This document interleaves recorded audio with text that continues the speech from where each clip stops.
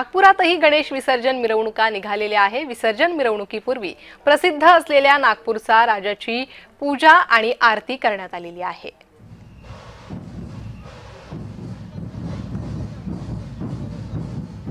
नागपुरातील या गणेश मिरवणुका नागपुरातही ढोल ताशांच्या गजरात या मिरवणुका निघालेल्या आहे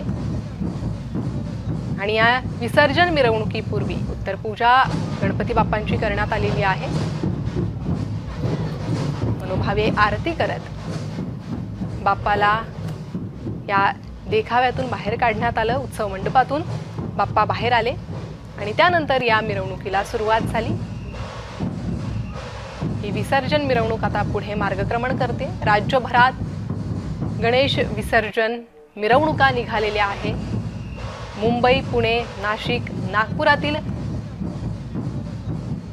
विसर्जन मिरवणुकांची ही दृश्य आपण पाहतोय।